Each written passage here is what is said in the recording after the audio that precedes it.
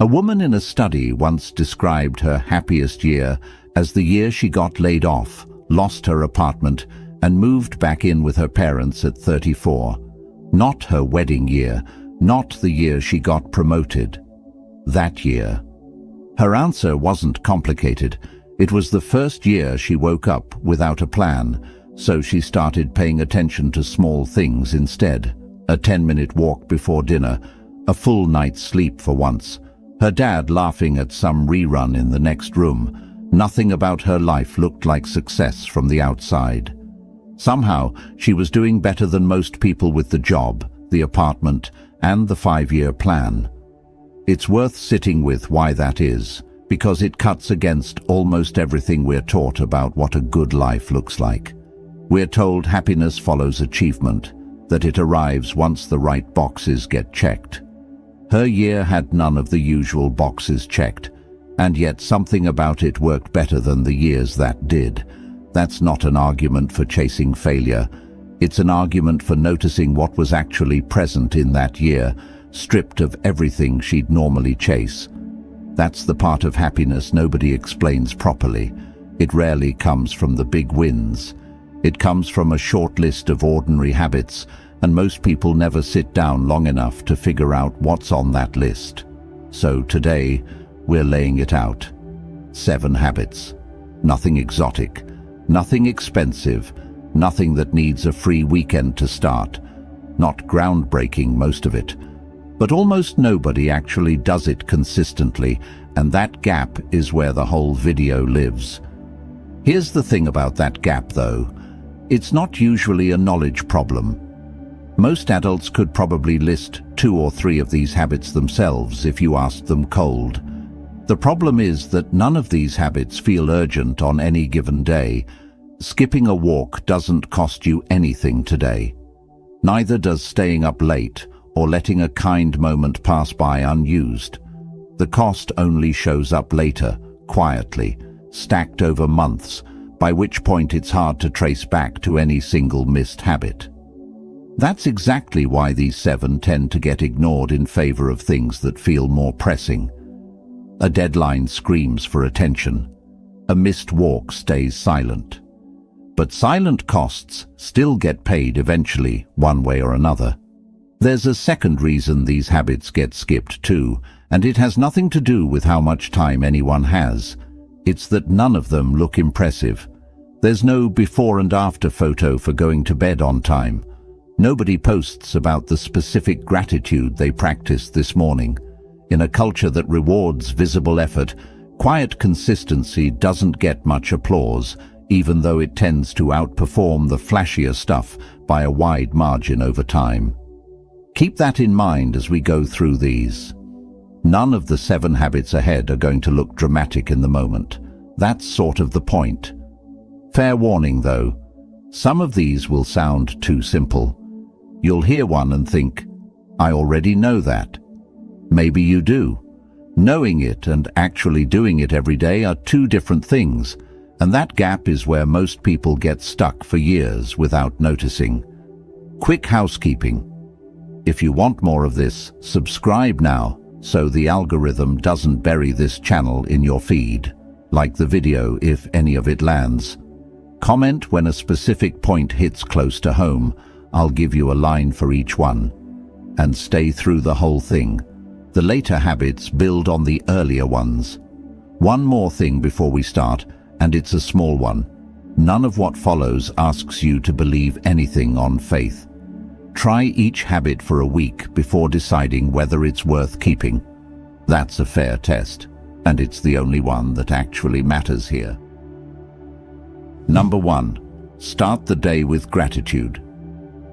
There's an old story about a monk who was asked what he did each morning before anything else. He said he sat for 1 minute and named what he already had. Not what he wanted, not what was missing, just what was already true. That's the whole habit, really. For most people, the first thought of the day is dread, the alarm, the traffic, the 40 unread emails already stacking up.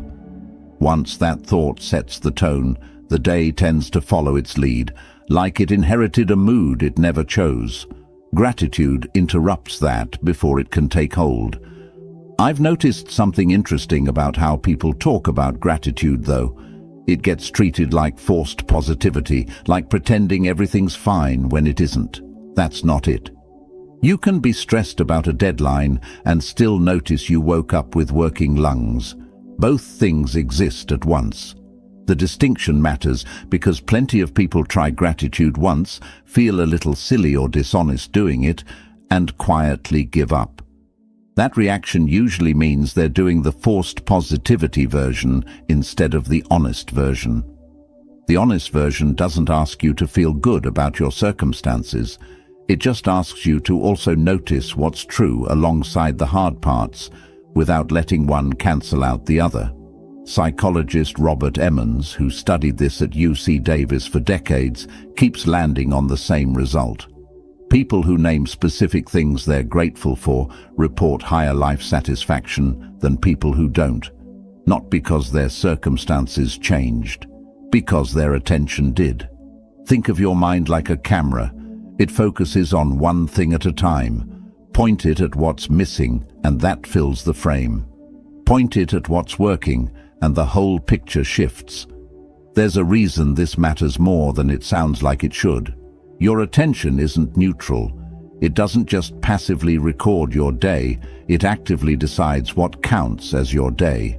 Two people can sit through the exact same Tuesday, one focused on the printer that jammed and the meeting that ran long, the other focused on the co-worker who covered for them and the walk they managed to fit in at lunch. By evening, those two people will describe entirely different Tuesdays, even though nothing external was different at all. Ask either of them how their week is going, and you'll get two completely different answers, despite living through nearly identical circumstances. That gap isn't dishonesty. It's just where their attention happened to land, morning after morning, until it hardened into a habit of its own. Here's where most people get it wrong, though. They keep it vague. I'm grateful for everything doesn't stick. Specific gratitude does. Try naming 3 things tomorrow before you check your phone. The smell of fresh coffee, the 5-minute call you get to make to your mother later, a bed that was actually warm, small, specific, real. If you want to push it further, try naming 1 thing you're grateful for that you'd normally complain about. Traffic that gives you 15 minutes alone with your thoughts. A slow morning that forces you to actually eat breakfast sitting down instead of standing at the counter. This version is harder, and that's exactly why it works. It trains your attention to find something worth keeping, even in the parts of the day you'd normally write off. There's a version of this that takes it further still. Some people write down 1 sentence each morning describing something they're looking forward to that day. Not something huge, just 1 small anchor point. It gives the brain something to move toward instead of just something to survive. A co-worker who does this told me she picked the habit up during a genuinely rough stretch at work, and the strange part wasn't that the stretch got easier. It didn't. What changed was that she stopped dreading every single morning of it equally. Some mornings had an anchor now. That was enough to make the difference. The monk's version of this shows up almost word for word in Epictetus centuries later. He is a wise man who does not grieve for the things which he has not, but rejoices for those which he has. Notice what that isn't saying. It isn't telling you to ignore real problems. It's telling you not to let the absence of one thing blind you to everything else that's already working. There's a ripple effect worth mentioning too. Gratitude tends to move outward. Thank someone specifically, not the automatic thanks we throw around, but something like, I noticed you stayed late to help me and it mattered. People remember being seen. That memory tends to shape how they treat the next person. This isn't just a nice side effect either. It's arguably the more important half of the habit. A lot of people treat gratitude as a purely internal exercise, something you journal about privately and never mention out loud. But gratitude spoken directly to someone does something a private journal entry can't. It closes a small social loop. The other person walks away having been specifically seen, not just generally thanked. And that specificity is what makes it stick in their memory rather than sliding past as background noise. Give this 1 week, just 7 mornings. That's it. Notice if anything shifts by day 7. You're not looking for a dramatic transformation by day 7, to be clear. You're looking for something smaller and more useful, a slightly softer reaction to the first annoying thing that happens each day. That's usually the first sign this habit is working, long before it shows up as anything bigger. Type this below if today already feels a little fuller. I have enough. Number 2. Move your body every day. Quick question. When was the last time you moved your body just because it felt good, not because you were trying to burn something off or fix something about how you look? If you had to pause on that, you're not alone. Most people's relationship with movement got hijacked somewhere along the way by appearance, by numbers on a scale, by some vague sense of obligation. Somewhere in there, the actual felt experience of moving got lost entirely. Most people treat the mind and the body like 2 separate departments. Mental health over here, physical health over there, different fix for each. That split doesn't actually hold up. Your brain and your body are in constant conversation, and movement is one of the clearest ways to steer that conversation somewhere better. You don't need to become an athlete. That's the biggest myth blocking people from starting at all. It's not about hour-long gym sessions you dread before you even begin. A 10-minute walk after dinner counts. Stretching on your bedroom floor counts. Dancing badly in your kitchen while you wait for pasta water to boil counts. This bears repeating because so much fitness messaging pushes the opposite idea, that anything short of intense counts as barely trying. That framing does real damage. It convinces people that 10 minutes isn't worth starting, so they wait for the mythical day they'll have a full hour free, a day that rarely comes and the habit never gets off the ground at all. 10 honest minutes done daily will always outperform 60 minutes done twice a month, no matter how the math looks on paper. Endorphins and serotonin get released when you move. This isn't folk wisdom. It's basic physiology, and it's one of the few things that can shift your mood within minutes instead of weeks. There's a second layer to this most people miss. Movement gives you a sense of agency. When life feels chaotic, moving your body is one thing you can still choose. You decide to walk around the block. Nobody else is involved in that decision. That small act of choosing something for yourself, even something tiny, reminds you that you're not entirely at the mercy of your circumstances. This matters more on the days you least feel like moving. Stress tends to build up physically before you even notice it mentally, sitting in your shoulders, your jaw, the base of your neck. Movement gives that tension somewhere to go. Sit with stress long enough without releasing it, and it doesn't just disappear on its own.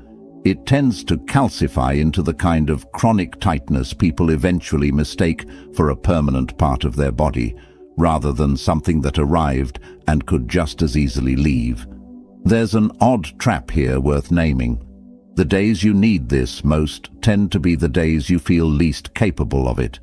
Stress and low motivation usually arrive together, which means the habit has to survive on structure rather than mood.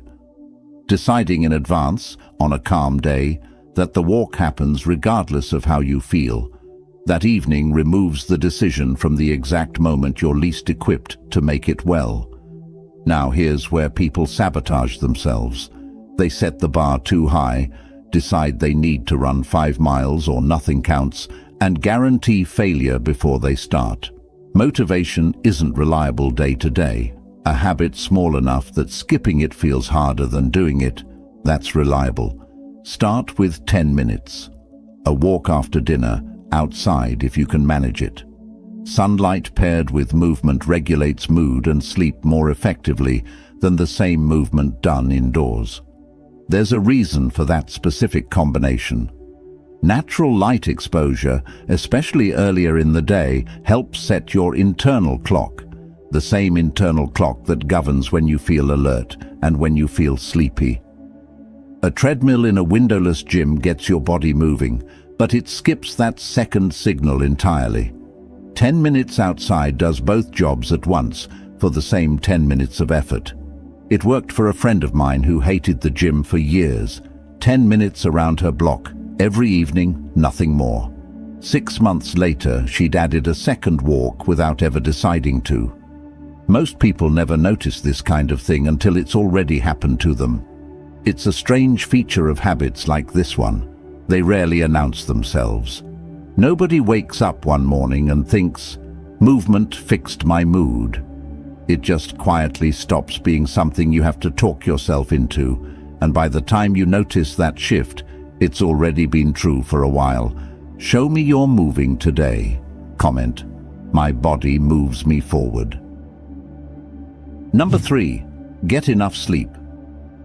Sleep scientist Matthew Walker, who spent decades studying this at UC Berkeley, found something specific. During REM sleep, the dream stage, the brain appears to strip the raw emotional charge off a memory while keeping the memory itself intact. Skip enough REM sleep, and that stripping process doesn't fully happen. The memory stays, so does the sting attached to it. That might explain why underslept people don't just feel tired, they feel raw. Everything lands harder than it should. Worth pausing on that word, raw. It's not a metaphor. Walker's research suggests the emotional tagging on a memory is meant to fade with proper REM cycling, while the factual content of the memory stays put. Skip that stage repeatedly, and you end up carrying full-strength emotional weight attached to things that should have softened days ago. A small criticism from a co-worker 3 weeks back can still sting like it happened this morning, simply because it never got processed properly. It's a strange thought when you sit with it. The rough day you had 2 weeks ago might genuinely still be affecting your mood right now, not because you're dwelling on it consciously, but because the sleep debt from that stretch never fully got repaid, and the emotional residue attached to it never got the processing it needed. We live in a culture that treats exhaustion like a badge of honor. Running on 4 hours gets treated as impressive instead of alarming. But no amount of gratitude or movement fully compensates for a brain that's chronically sleep-deprived. Sleep isn't optional maintenance. It's the foundation everything else sits on. There's a particular kind of pride that shows up around sleep deprivation specifically. Nobody brags about skipping meals for a week or ignoring their hygiene. Those would read as warning signs. But "I only slept 4 hours" often gets said with something close to pride, like it proves how much someone has going on. It doesn't prove that. It just means tomorrow is going to be harder than it needed to be, and the people around that person will likely feel the difference before they do. Think about the last time you were seriously underslept. Small annoyances probably felt unbearable. Maybe you snapped at someone over something that, on a rested day, wouldn't have registered at all. That's not a character flaw. That's sleep deprivation doing what it does to every human brain. So what actually helps? Not complicated. Same bedtime, same wake time, weekends included. That's basically it. Everything else is detail. Screens push bedtime later without you noticing, since bright light at night convinces your brain it's still afternoon. Dim the lights an hour before bed if you can manage it. Here's the part nobody expects. Your bedroom itself is part of the problem for a lot of people. Work from bed, scroll from bed, argue with a group chat from bed, and your brain quietly starts treating the room as a place for alertness instead of rest. It's a small fix with an outsized payoff.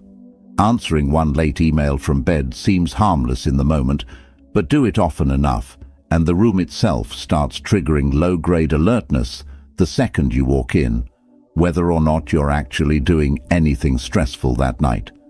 The body learns environments faster than most people give it credit for, and it doesn't distinguish between working and resting nearly as cleanly as we'd like to believe. Rested people are more generous too. They give the benefit of the doubt more easily. Not a small thing when you think about how many arguments start on no sleep. 8 hours isn't realistic for everyone right now. Fine. 30 minutes earlier still counts. Don't wait for the perfect night to start either. There won't be one. Some nights will still be short no matter what you do. Work runs late. A kid wakes up. Sleep gets interrupted for reasons outside your control. The habit isn't about protecting a perfect 8 hours every single night. It's about protecting the average over a month instead of writing off the whole effort the first time one night goes sideways. If you're protecting your rest tonight, let me see it below. Rest is strength. Number 4. Practice kindness. Picture this. You're at the grocery store, tired, running late, and the cashier looks about as worn out as you feel. You could just get through the transaction, or you could say, "Long shift?" and actually wait for the answer. 4 seconds. That's the whole habit. Writer Alan Lux surveyed thousands of volunteers back in the 1980s and found something researchers now call the helper's high, a small physical lift after doing something kind for someone else, close to what shows up after light exercise. Kindness works on the giver too, not just the receiver. Quick caveat: kind isn't the same as doormat. You can hold a boundary and still be kind, whatever your group chat tries to tell you. There's a version of kindness that gets mistaken for weakness, and it's worth naming directly. Saying no to something calmly and without over-explaining is often the kindest thing you can offer someone, because it spares them the slow resentment that builds when you say yes and mean no. People sense that resentment eventually, even when it's never spoken out loud. It's worth noticing how often the two get confused in daily life. Someone agrees to help move a friend's apartment for the 3rd weekend in a row, exhausted and quietly resentful the entire time, and calls that kindness. Real kindness might have looked like a straightforward, "I can't this weekend, but I'm free next Saturday." The version that costs you your own peace isn't automatically the more generous one. None of this needs money. It needs attention in a world built to pull your attention somewhere else. Someone treated kindly tends to pass it on to the next person. You'll never see that chain reaction play out. Doesn't mean it isn't running. This is easy to dismiss as wishful thinking, the kind of thing that sounds nice in a video but doesn't hold up under scrutiny, except the underlying mechanism is fairly ordinary. People's moods genuinely do shift based on small interactions, and shifted moods genuinely do carry into the next interaction. None of that requires anything mystical. It's just how emotional states tend to transfer between people who spend even a few seconds together. Think about the barista who gets one genuine compliment during an otherwise thankless shift. There's a decent chance that small moment changes how she talks to the next customer, who then carries a slightly better mood into a meeting, who then goes home a little less short with their kid. None of that shows up in any data set. It's just quietly true. You won't get credit for most of the kindness you offer. That's sort of the deal. It works anyway. Tag someone who needs this, then drop, "Kindness returns to me." Number 5. Spend time with loved ones. Myth: more connections make you happier. The busier your social calendar, the fuller your life. That myth has a kind of intuitive pull to it, which is exactly what makes it dangerous. It's easy to measure a full calendar. It's much harder to measure whether any of those interactions actually meant something, so people default to counting what's countable and calling it connection. Reality: the Harvard study of adult development, currently directed by psychiatrist Robert Waldinger, has followed the same group of people for over 80 years, tracking careers, health, income, and relationships. The single strongest predictor of long-term happiness wasn't wealth, It wasn't career achievement. It was the quality of a small number of close relationships, not the number of friends on a list, not how many people show up to a birthday party. Depth, consistency, a handful of real connections. Here's the uncomfortable part. Modern life is built almost perfectly to erode this. We're more digitally connected than any generation in history, and loneliness rates keep climbing anyway. Texting someone isn't the same as sitting across from them.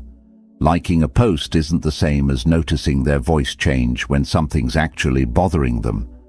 Part of the problem is that digital connection mimics the feeling of closeness without delivering the substance of it. A group chat can make you feel plugged in all day, while the actual depth of any single relationship in that chat quietly thins out from lack of real attention. It's possible to feel surrounded and still feel unseen, and a lot of people are living exactly that contradiction without being able to name it. The fix isn't deleting every app or going off the grid. It's simpler and less dramatic than that. It's making sure at least a few relationships in your life still get the kind of undivided attention a screen can't fake, even if everything else stays exactly as digital and convenient as it already is. Maybe you've experienced this too. A whole evening spent next to someone, phones out, barely present. That's the myth in action. Proximity isn't connection. Worth sitting with, that one. Real connection needs presence, and presence has become rare. A weekly 15-minute call with a parent instead of a text that says, "Miss you." Dinner with a close friend, phones left in a bag on the counter. Asking a follow-up question instead of relating everything back to yourself. Aristotle wrote about this over 2,000 years ago, and it still holds. In poverty and other misfortunes of life, true friends are a sure refuge. He was writing before phones existed, before likes existed, before anyone could mistake a notification for a real conversation. And yet the observation still lands exactly the same way now as it did then, which says something about how little the fundamentals of connection have actually changed, even as the tools around them have changed completely. This often means saying no to other things. Fewer hours online, a little less optimizing your schedule.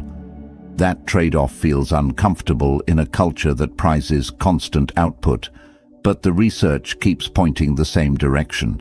People rarely reach the end of life wishing they'd worked more. They wish they'd shown up more for the people already in front of them. None of this requires a grand gesture either.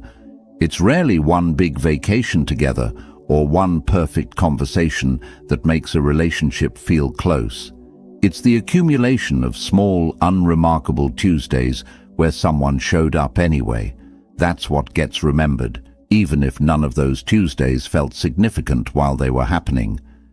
If your relationships have felt thin lately, this doesn't need a dramatic overhaul to fix. It might just need one honest phone call you've been putting off, or one dinner where the phones actually stay in another room. Comment this for the person you're calling tonight. They deserve my presence. Number 6. Collect moments, not just photos. A man once stood at the edge of the Grand Canyon for exactly 90 seconds, took 4 photos, checked that they looked good, and walked back to the car. He couldn't tell you a year later what the air smelled like up there. He had the photos though, 4 of them, filed away, barely opened again. There's something almost funny about that if it weren't so common. He traveled hundreds of miles, stood in front of one of the more striking views on the planet, and spent most of those 90 seconds thinking about composition and lighting instead of the view itself. The photos exist as proof he was there. The actual experience of being there barely registered before he'd already moved on to the next thing. Multiply that by every vacation, every dinner out, every milestone people now instinctively reach for a phone to capture, and it starts to explain a strange modern feeling a lot of people report, a sense that time is moving faster than it used to, and that whole years feel thinner in memory than they should. It's not that more is happening, It's that less of what happens is actually being registered while it's happening. We take more pictures today than any generation in history and somehow remember less.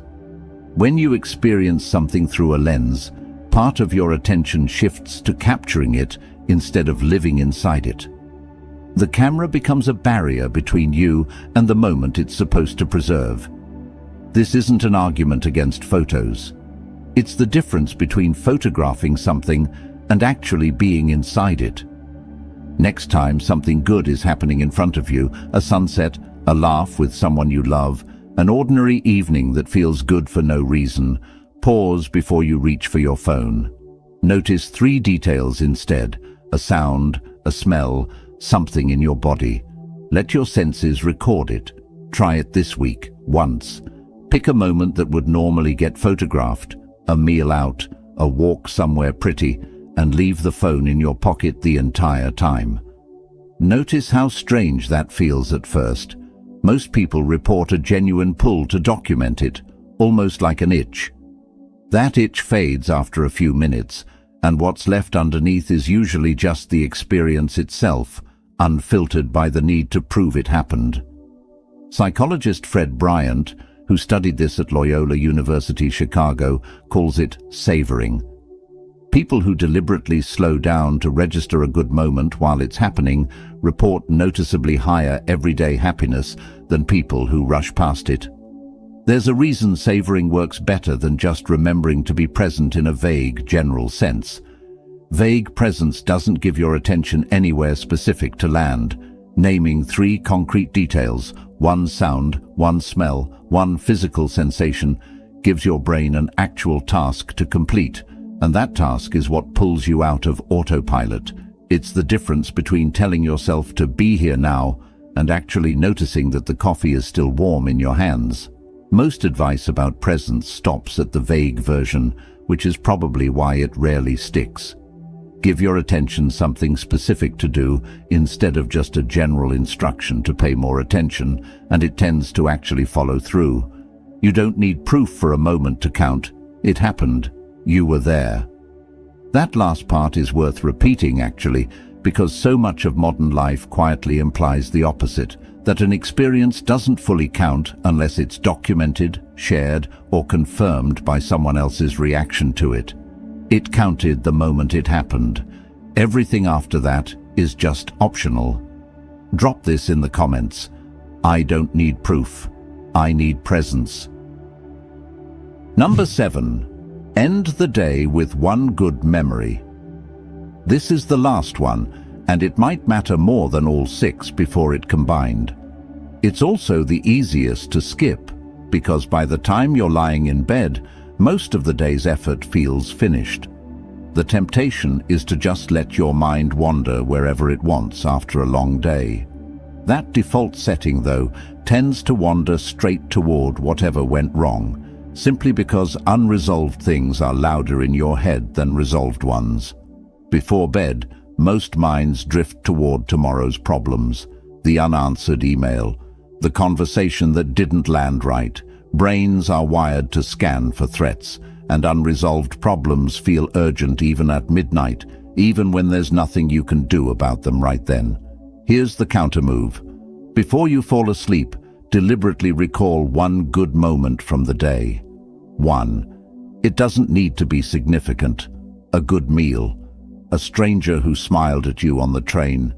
Simply that today, nothing went terribly wrong. Your brain gives extra weight to whatever you think about right before sleep, like it's the last file saved before shutting down for the night. If that file is dread, you wake up already behind. If it's something good, however small, you tend to wake up steadier. There's a reason this final thought carries so much weight. Sleep isn't a blank pause between 2 days. It's an active process, and whatever's loaded into short-term memory right before it starts tends to get reinforced rather than erased. Fall asleep replaying an argument, and your brain spends the night rehearsing that argument. Fall asleep on something good, and it rehearses that instead. None of this requires the day to have actually been good either, which is the part people tend to misunderstand. You're not being asked to rate the whole day positively. You're being asked to find one honest data point in it worth keeping, even on a day that was mostly difficult. Difficult days almost always contain at least one such moment. Most people just never bother to look for it before they fall asleep. Studies on pre-sleep cognitive activity point the same direction consistently. People who deliberately shift their final thoughts towards something positive fall asleep faster and report fewer intrusive negative thoughts overnight than people who let the day's stress run unfiltered right up until lights out. Marcus Aurelius kept a nightly practice of reviewing his day, not to punish himself over mistakes, but to close it with intention instead of leaving it unresolved. "Very little is needed to make a happy life," he wrote. He said it as a man who wrote his private reflections down every night so his thoughts wouldn't spiral loosely in the dark. He was, by most accounts, one of the most powerful men alive at the time, with more reason than almost anyone in history to end each day reviewing conquests or political maneuvering. Instead, his private writing kept circling back to small, almost mundane observations about patience, gratitude, and how to close a day well. If someone with that much on his plate found the habit worth keeping, it's probably worth 10 minutes of yours. You don't need to write anything down if that's not your style. But something worth noticing happens after a few weeks of this. You start scanning for good moments during the day itself, not just at night, because you know you'll need one later. If you do want to write it down, a single sentence is enough. Not a journal entry, not a reflection, just a line. Laughed hard at lunch. Finished the thing I'd been putting off. Over a few months, that short list becomes something worth having on a genuinely hard week. Proof that good moments happened even when memory alone might have let them slip.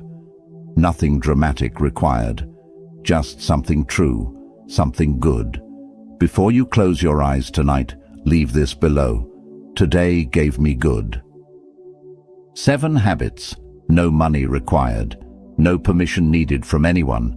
No total personality overhaul. Gratitude in the morning. Movement, however small. Real sleep. Kindness that costs 4 seconds. Time with the people who actually matter. Moments lived instead of just photographed. One good memory before your eyes close. None of this fixes everything overnight. Anyone promising instant transformation is selling you something.